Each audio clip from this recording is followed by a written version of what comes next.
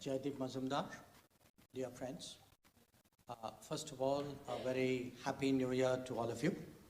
I can't tell you really how glad I am to begin my year with diplomatic engagement on the very first day, and that too in Vienna.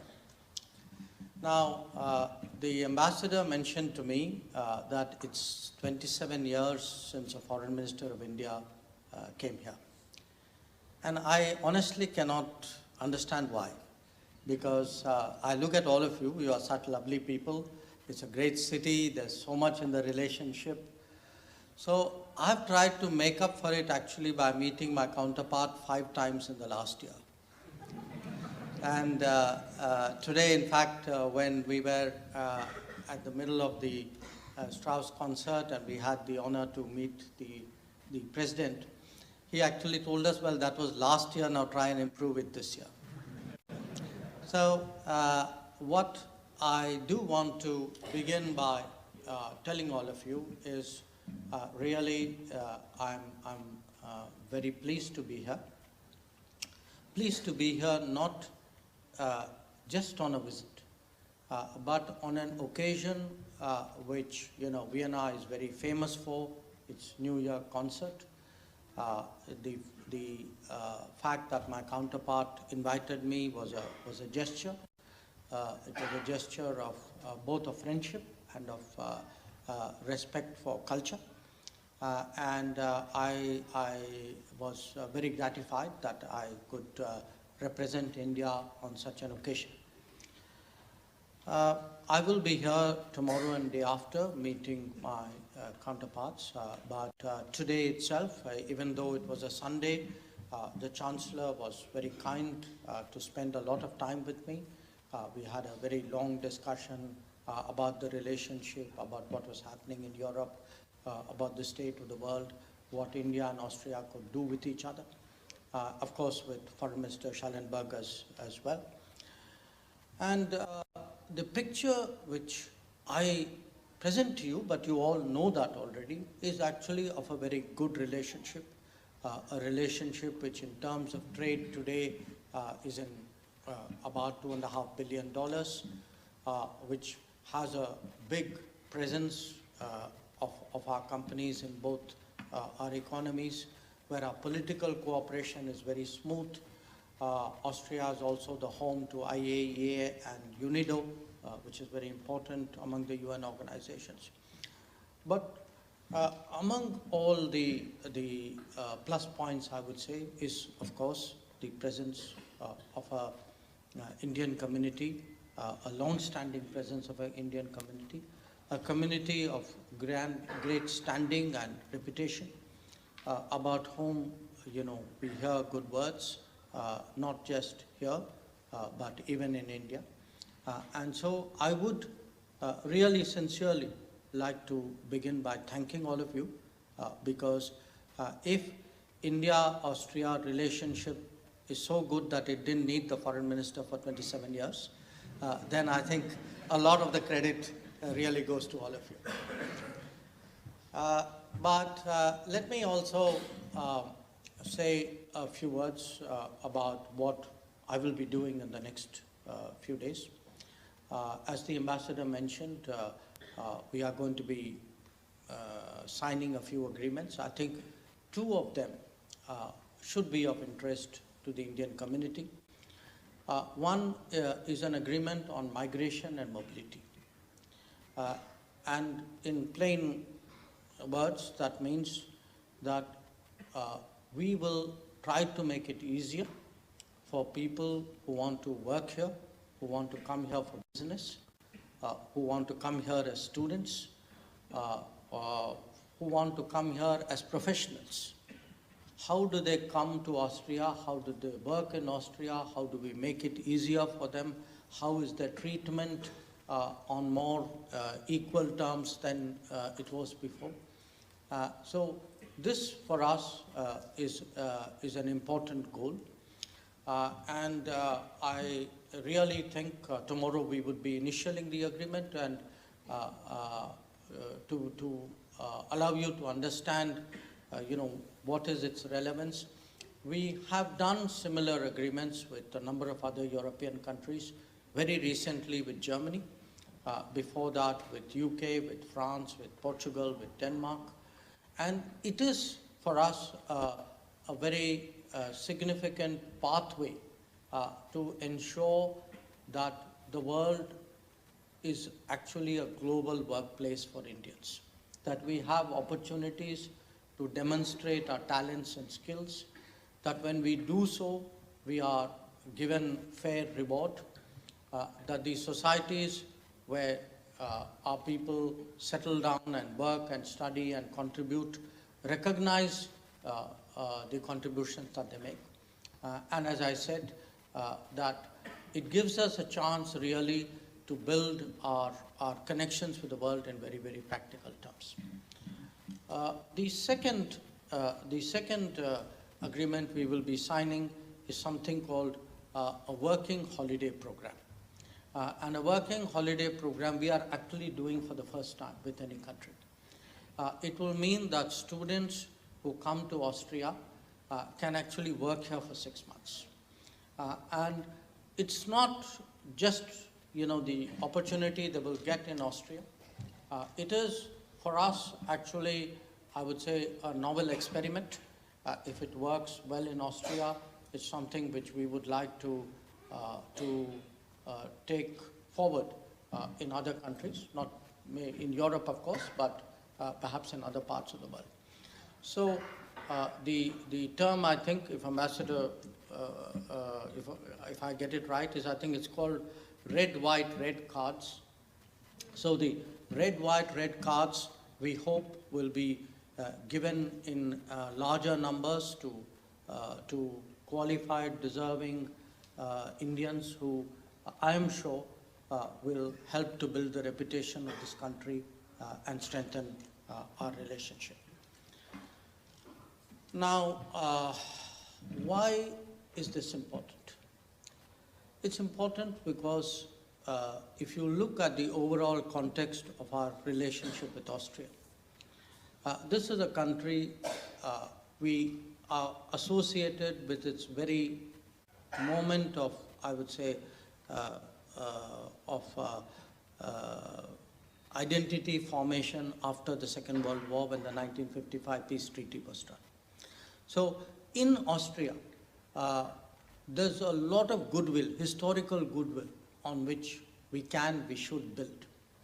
And that goodwill today is extremely important as we forge a stronger relationship with the European Union. The European Union, as you all know, consists of 27 countries. We have good relations with all of them. But, as it happens with human beings, obviously, even in a family, you connect a little bit more closely with some, perhaps a little less so with others. So for us to have strong, reliable, trustworthy, enthusiastic friends in the European family is especially important. And we see that possibility very much in the India-Austria relationship. The second, of course, is the skills and the capabilities of Austria itself. And to explain that, I want to share with you that under Prime Minister Narendra Modi, in many ways, we are doing foreign policy very differently. We are looking at the world, evaluating what are the opportunities and the possibilities it provides us to accelerate development and modernity in India. So for us today, foreign policy is actually a search for partnerships which will help give India better access to technology, to capital, to best practices, to networking. And here there is a lot, and you people know it much better because many of you have professional insights into this society. That what is it, how do we really leverage this relationship to take India forward? It's not only this relationship, but I think there is a lot that Austria has deservedly a very, very good reputation, and we certainly want to use that for our mutual benefit. The third reason, of course, is it's a globalized world. I think we are seeing whether it is COVID, whether it is climate change, whether it is even a conflict like what we are seeing in Ukraine. What is happening in one part of the world no longer stays in that part of the world. Anything big that happens anywhere will affect everybody, everywhere. Issues of our times. And the big global issues can be climate change, the big global issues can be pandemics, it can be terrorism. But a country like Austria, with whom we intuitively bond so well, where there is such inherent understanding, where there is so much goodwill, for us in working on the international stage is a very natural partner. It's a partner of great value. And certainly, I hope my discussions today and tomorrow will strengthen the feeling on the Austrian side. And of course, it's important to remember we are both democracies. We believe in very similar values. So when it comes to working together, there is a lot that is natural for us to do. Now, that's broadly where our relationship stands. And I felt it was important on my visit that I explain it to you, because you are all stakeholders in this relationship. I have come on a visit. Obviously, I will continue to keep a very vigilant eye on its progress. There is the ambassador and the embassy to take forward the relationship. But at the end of the day, all of you who live here, who work here, who have, influence and relationships here, you make as much of a difference to this relationship, perhaps even more so than we do. And I present to you this very hopeful, positive picture of this relationship, because I want you to join us in the collaborative task of taking it forward. That each of you in your own way, whatever you do, whatever position you hold, whatever profession you practice, in some way I'm convinced that you can make a difference, and that is really what I would like you to do. Now, I'm very conscious today that I'm also in Europe, not just in Europe, but in a part of Europe which is very close to a conflict that is going on. I'm sure that that conflict in Ukraine is something which has been in minds of many of you as well. You would read about it. Perhaps some of you would be asking, where is India on this matter? And probably there's nobody who can say this to you more directly than I can. For us, this conflict is really a matter of very, very deep concern. It is of deep concern because, as Prime Minister Modi declared in September, we actually genuinely believe that this is no longer an era of war, that you cannot settle differences and issues through violence and through conflict. So from the very beginning, our effort has been to urge a return to dialogue and diplomacy. We continue to press on with it. Prime Minister himself has spoken on numerous occasions with President Putin and President Zelensky. I myself talked to my colleagues in Russia and Ukraine. We know that this is not a easily resolvable situation, but it's important that countries who believe that the only solution must lie through negotiation speak up clearly in that regard, persevere in that efforts, because at the end of the day, when people ask us on whose side are you, we say very clearly we are on the side of peace, and we do believe that a very large part of the world thinks similar to us. But having said that, let me, since I have come from India, and I know many of you continue to, of course, visit there. Today, you do not have to visit to be in contact with your families and your friends and your native environment. But it's always perhaps, I would say, a good feel to have a visitor from India tell you how things are at home. After all, even in India, if somebody goes to somebody else's house, the first question you ask is, okay, how are things with you at home? So I want to tell you things at home, and I say this with a lot of thought. You know, every country in the world has gone through a very difficult time in the last 3 years. But things at home now are truly on the way to recovery, that we have today not just health recovery, but economic recovery, that there is today a confidence and an optimism, and I'll explain to you why, about our prospects. That even though we know that the global situation for all the reasons that I shared with you, including the Ukraine conflict, including still the worry that we all have about COVID, about problems like climate, about the challenges of terrorism. But still the sense in India today is we have a strong leadership that has the vision, that has the capability, that has the maturity, the experience to steer India through a very turbulent era. And if there is that faith, you must understand it's a faith that has been born out of the experiences of the last 3 or 4 years. So what are these experiences? I would say most of all COVID.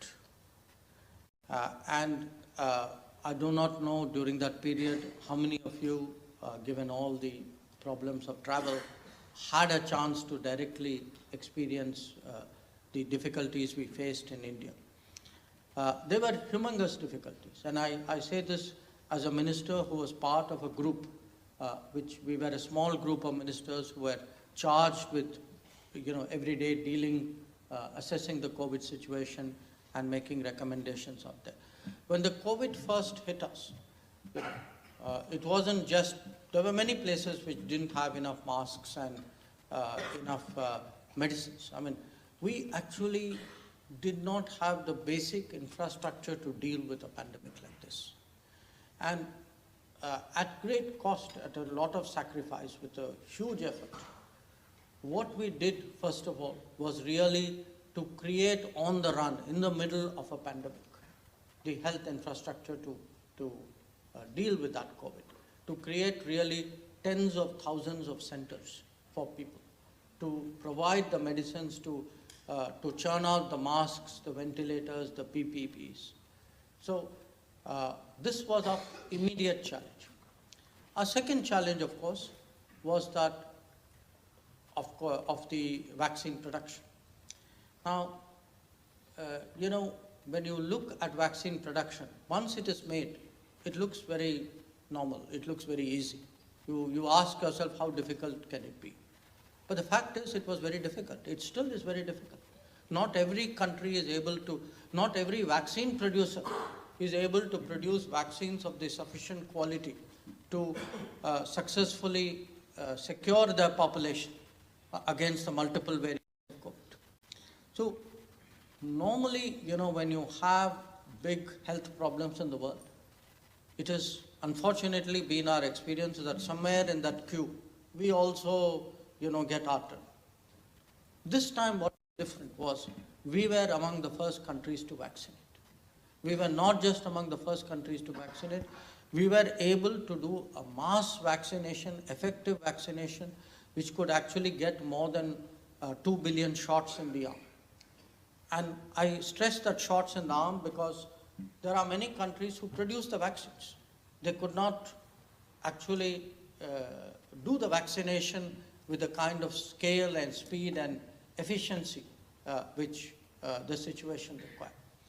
And we were able to do it because actually we were able to bring into play not just our health capabilities, but also our digital capabilities.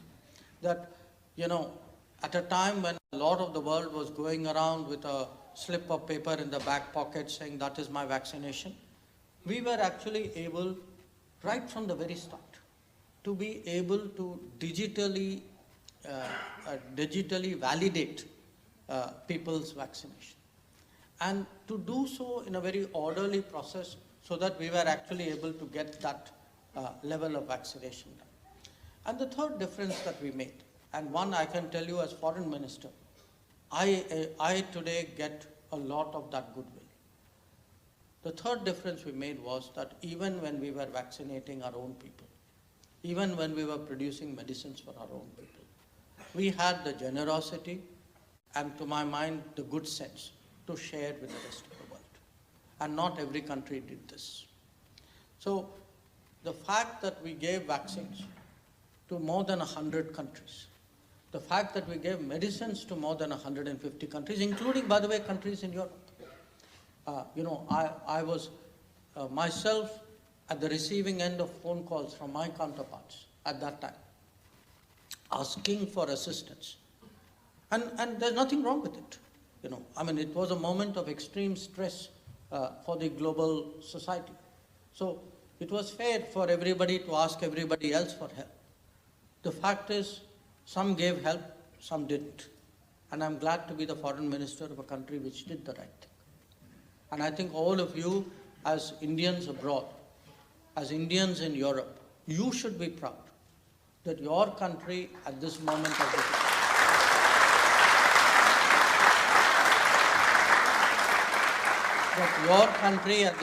of difficulty, was willing to actually stand by the rest of the world. Now, when we were, struggling with the COVID, it was not like the rest of life was working fine. You had really multiple problems coming at you. And you will all remember the lockdown period, the fact that many people had to go back homes, that factories were shut down, that, employment was very deeply impacted. And again, in that period, we actually found a strength and a creativity to address the challenges in that way, in a way in which we have made a long-lasting change in Indian society. Now, what is that? One of our early cabinet meetings, when COVID was gathering steam, Prime Minister reminded us, he said, all you ministers need to go back and study what happened when the Spanish flu came. Spanish flu came almost 100 years ago, before COVID did. And the last time anything global on this scale happened was the Spanish flu. And the Prime Minister told us that, more people died in India of hunger at that time than they died of the flu. So the one thing he was very clear, he said, so long as I am Prime Minister, I will ensure nobody dies of hunger. So I want all of you to get together and find a solution so that even when we are battling COVID, we are taking care of the problems which, Indian society will naturally face. So I want you to remember where things were 3 years ago. I'm talking April, May of 2020. You would have read in the newspapers, you would have seen in your TV, there was a lockdown, people were going back, people said, this is going to be, in India, it's going to be the most difficult situation. And it didn't happen. Now, why didn't it happen? It didn't happen because for this entire period, we have made an effort to ensure that 800 million people, twice the population of the European Union, were directly receiving free food support so that nobody starved during this period. We made sure that 400 million people were getting money in their bank accounts. These were the most vulnerable people, the people most affected by the economic consequences of the COVID. So the big change in India which has happened is really the fact that in the last 3 years, actually a new social safety system has come into being. It's a very profound change. But it's not just a change for a period of stress like COVID. It is actually a fundamental change in governance.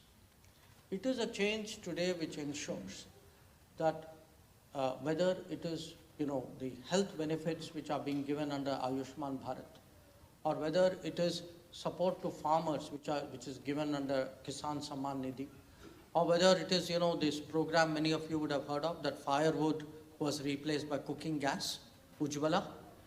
Now, in each case, the recipient was identified, the right recipient was identified because we had a digital backbone using the Aadhaar card system to make sure that between what is given by the government and what is received by the citizen, nothing is lost on the way.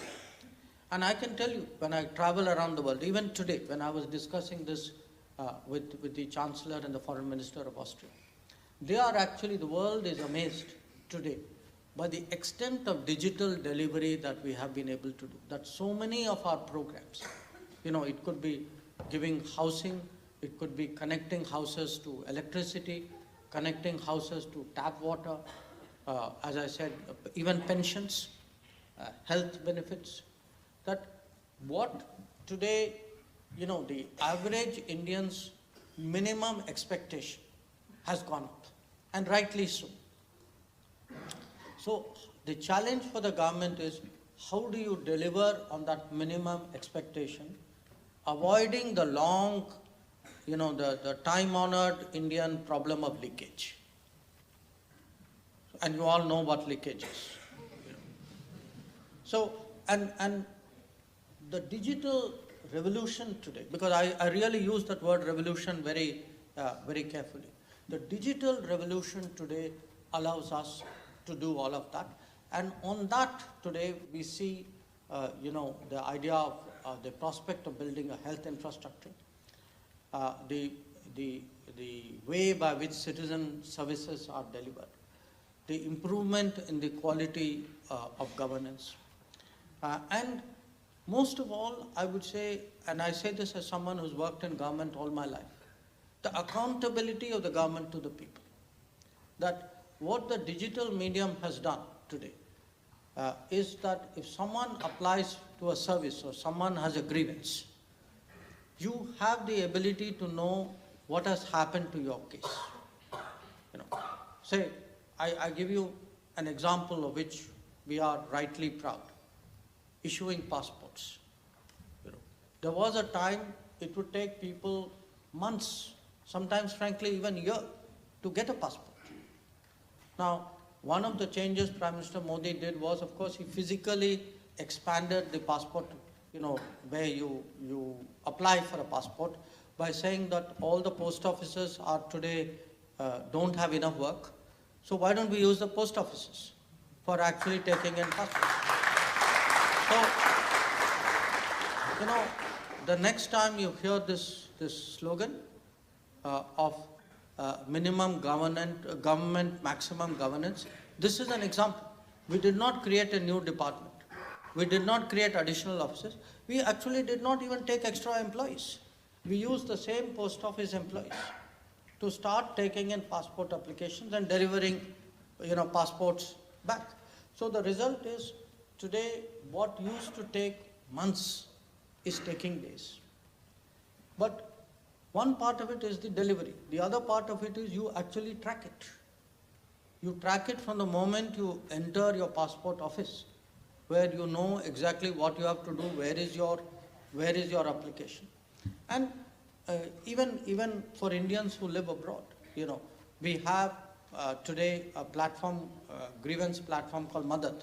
I mean, if any of you have any problems, I would actually advise you to use it. That anybody who gives in a grievance on Madad can then see what have we done with that grievance. And that for us today is what good governance is about. This is really, to my mind, the future of India. How do we apply tools of technology to improve the quality of governance and to really ensure that the system is accountable more and more to the citizens. Now, I spoke to you about the changes in governance. Let me also say that there have been, obviously in this period, very profound changes in our national security. And a lot of that, of course, is centered around more intense challenge that we face on our northern borders with China. I think most of you would be familiar with that. We continue to have, of course, the problem about cross-border terrorism with Pakistan. But if there is one border and one region which has dramatically improved in the last decade, it is actually eastern and northeastern India. And the reason for that is because we have actually vastly improved our relationship with Bangladesh. We have settled our land boundary agreement with that country. And really, that is an example of where diplomacy, successful diplomacy, has directly contributed to stronger national.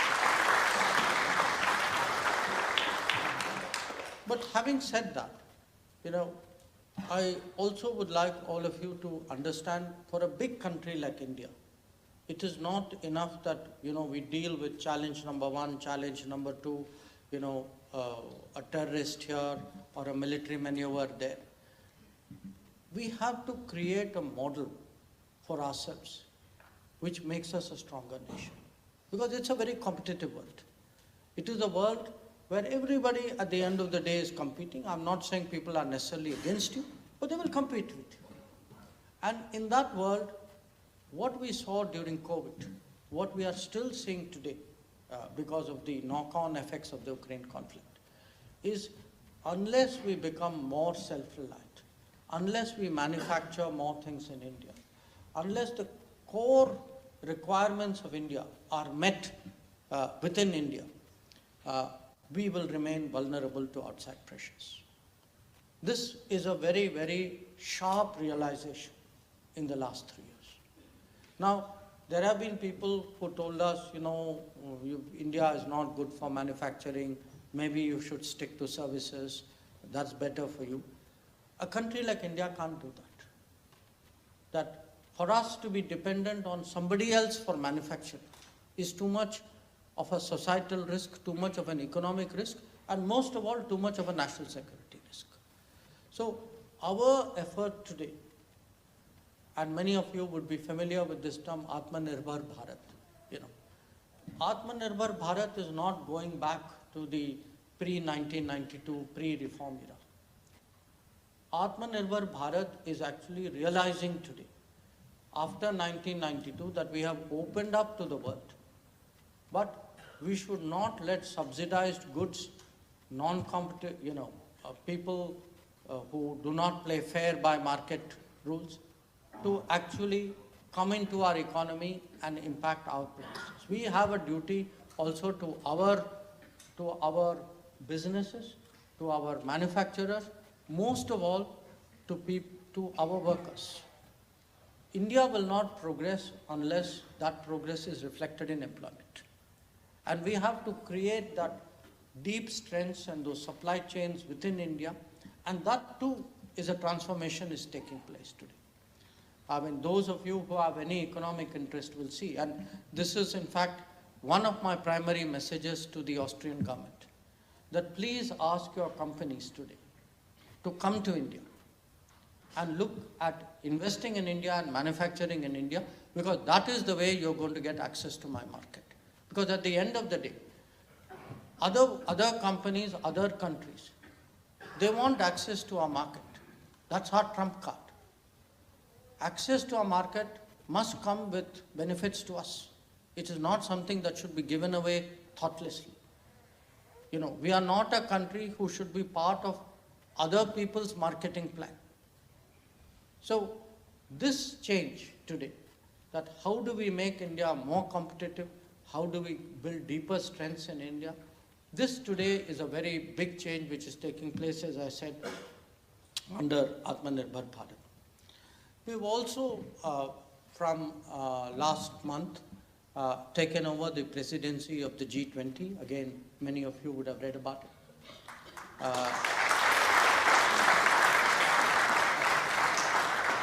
And I sometimes get the question, you can imagine from which quarters, saying, well, it was bound to come your way anyway, so what's the big deal? It is a very big deal. It is a very big deal because in our diplomatic history, we have never had this many powerful nations, the top 20 economies of the world, who among them today account for the bulk of the global GDP, who dominate world trade, who are 2/3 of the world's population. Their leaders come to India. That itself is important. But more than who is coming, it is when are they coming? Because as you would have gathered from my remarks by now, this is a very difficult and challenging time for the world. It is a difficult time because the world is under great economic stress, under supply chain stress. There is very strong political polarization. Even to get all the major countries to sit around the table itself requires a lot of diplomacy. So for us to take up this responsibility at this time is something truly exceptional, and I can tell you that we intend to use our presidency obviously for the benefit of the international community. We have a lot of ideas and thoughts, but in all of this, we also want to be a voice of fairness, of justice, of ensuring that societies and countries who would otherwise get left behind, who do not have somebody else to speak for them, that we emerge as their voice on matters like energy access and food security. But G20 is also an occasion where you will see in your TV channels, in your social media, in the newspapers that you read in Austria, you will see that we will take it as an opportunity to present India and all the changes that I have tried to describe to you, to the people of the world. So this G20 presidency is not as would normally be done. It's not something which is just going to be done in the capital city or even in 2 or 3, Mumbai, Calcutta, Chennai metropolises. We are going to take it across the country to more than 55 cities. We are going to make sure that the diversity of India, every region, every culture, every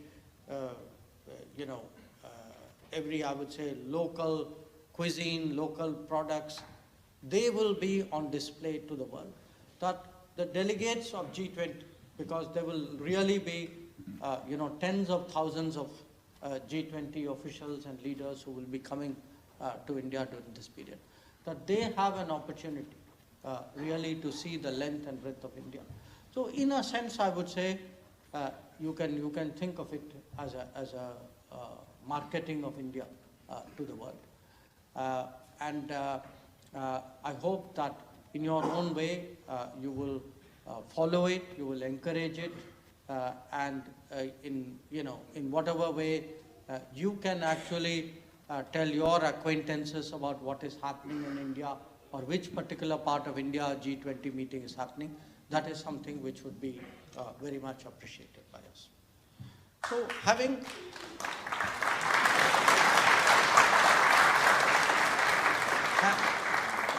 said that, let me come to my, not punchline, but my main message, which is, what can you do for us? Because I'll then finally finish with what can we do for you. But let me come to what can you do for us. I think the most important contribution which the Indian community can make, which you are doing, is to shape our image.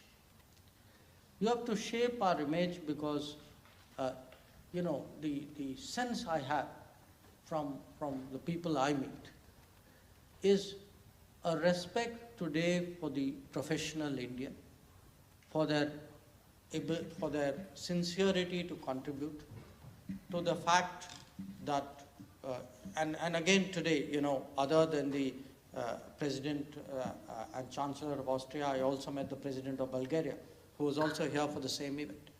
And he was speaking to me about the Indian community in his country. Wherever I go around, these are common things I hear about Indians. They're a very good community, they are very family-centered, they never cause trouble, they always contribute, they are very good colleagues. This is the image that we want. And I can tell you, this image will serve us very, very well, because if you look next 10 years, 15 years, there is a huge mismatch between where is the global demand and where is the right demography. Where there is global demand, which is where technology, knowledge economy is very strong, those are places where there's a real demographic challenge. So how do we ensure that mobility? And there will be competition here, because different countries, different societies will all try to take advantage of it. In this, the stronger our national reputation is, the better it is for us. Because at the end of the day, let me tell you, a lot of countries, I've of course done some part of my professional career in this region, not in Vienna, but close by in Hungary and in Czech Republic. But in many, many places I go, when I look over the last 45 years, and I see what has really changed the image of India, it is actually the diaspora. It is the Indian community. It is when people think of India, they don't think of a country. They think of a person. They relate to an Indian they know, the experience they had with that Indian. If that experience with that Indian is good, their impression of India flows from that.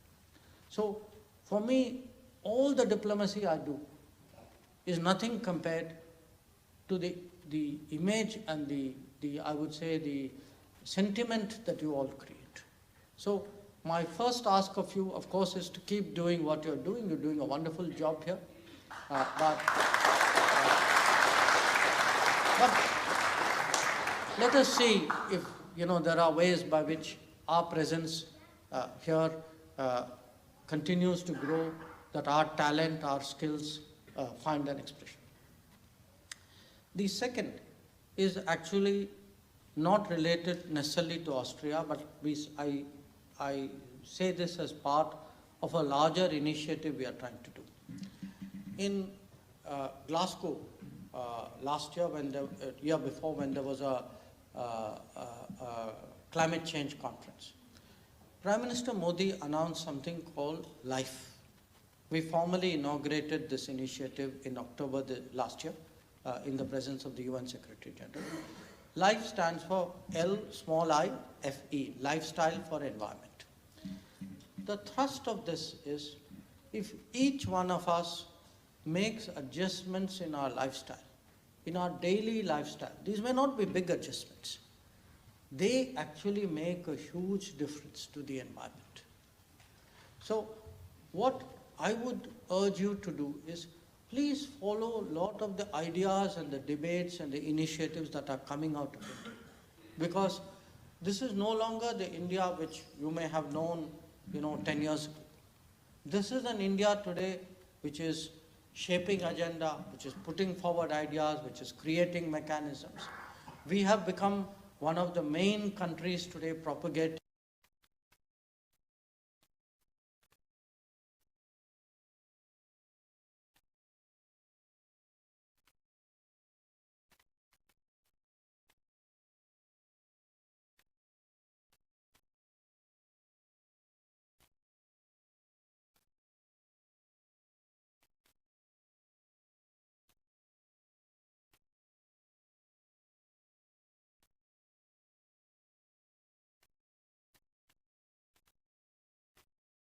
when they hear it from you, it will have a much bigger impact than anything that we would put out as a government. Because your peers, your friends, your colleagues will trust you.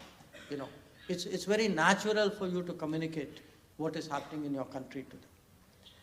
The third, of course, is culture. And I must say, I say this to Ambassador, but I say this to our friends who were earlier performing on the stage. For me, what I saw today was not just a cultural performance. It was an India in all of us which was waiting to come out. There was an occasion.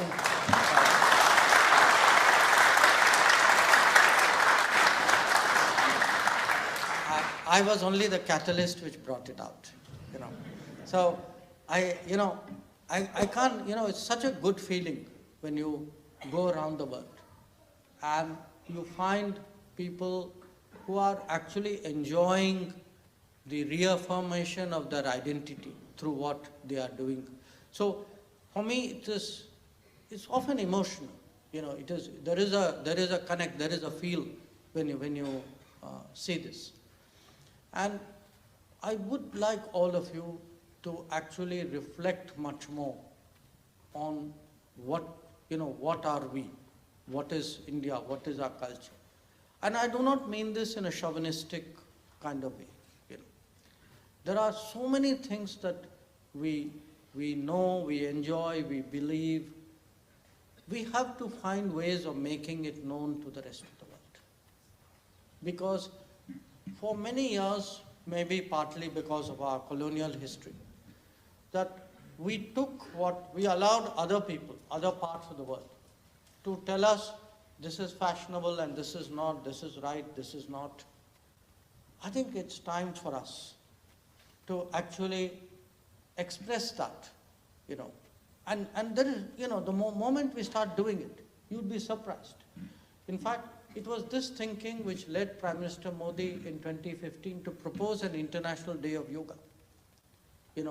When he first proposed it, he told us he had come on that, remember that very famous American visit he had in 2014. And he said, why don't you people, I was then the ambassador in the US. He said, why don't you people suggest to the UN, let the entire world celebrate yoga together.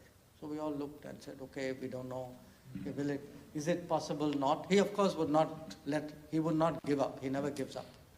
So, and sure enough, we had, I think 170 something, maybe 180 countries who agreed that let us back this. And today, what began as an idea, if you look today in the world at what is the largest pan-global cultural celebration, it is actually the International Day of Yoga. And in fact,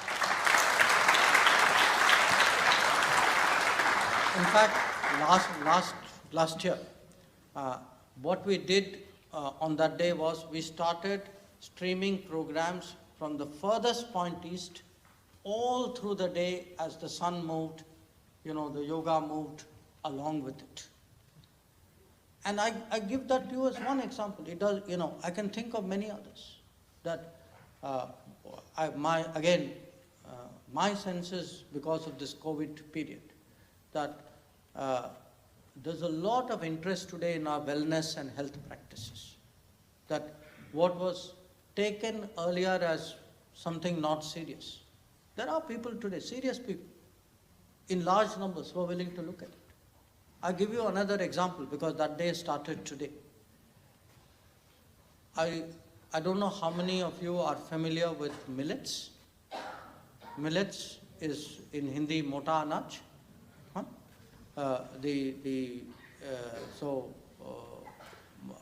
Bajra, jawar, ragi, depending on which part of India you come from. Millets are far healthier for all of us than the cereals, than the rice and wheat we eat every day. It was the food which was most prevalent in our societies till it was displaced by. Now, it also requires much less water. It has a much more friendly carbon footprint. Today, in a world when there is worry about food shortage, grain shortage, millet offers a completely different, value proposition.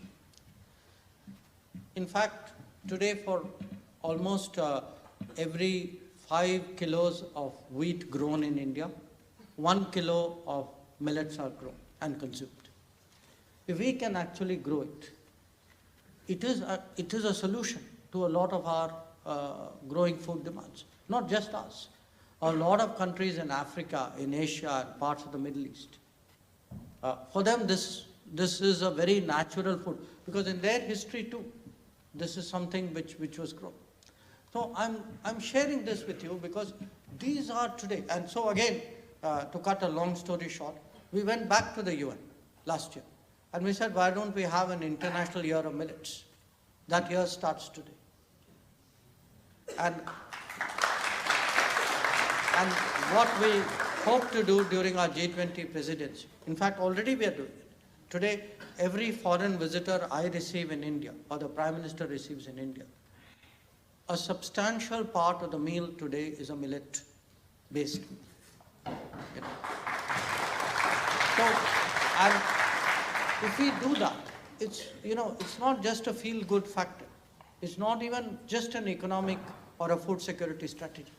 The farmers, because the bulk of the millet growers in India are really the smallest farmers. The smallest farmers who have limited access to water and often are in very arid areas. So I cite this to you. These are very, I'm taking you from yoga to millets to health, Ayurveda. But this is the kind of, today, the creativity, the energy, the ideas which are coming out of India. Another initiative which again I flagged to you is something called One District, One Product. Each one of you comes from some district of India. You have some place of origin. That district of India produces something which is unique to it. Every district does. Not just one thing, it produces many things which are unique. We have now started marketing those products as unique products. So there is a nationwide program called One District, One Product.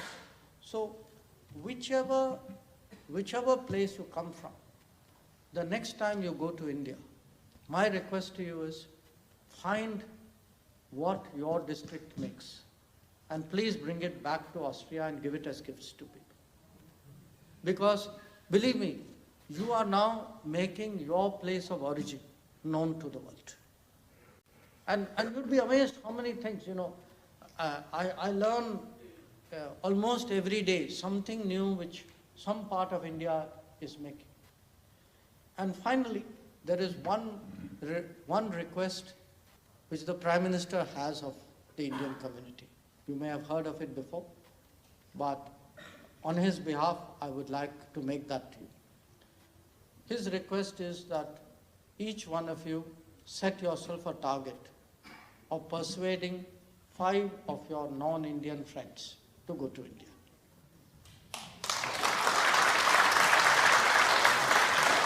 Because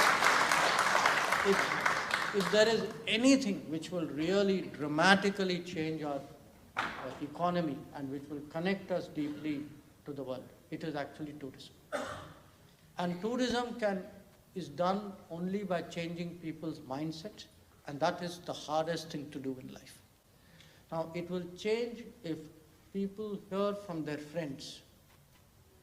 They will believe a nice tourism brochure or initiative or marketing plan I have, maybe this much. But if they hear it from you, it has a different meaning. So think of yourself. We use this phrase, you are ambassadors of India too. So just as I ask this ambassador, I ask all of you too, find ways of getting people to visit India. Because anybody who goes to India and comes back, their view about us will be very different.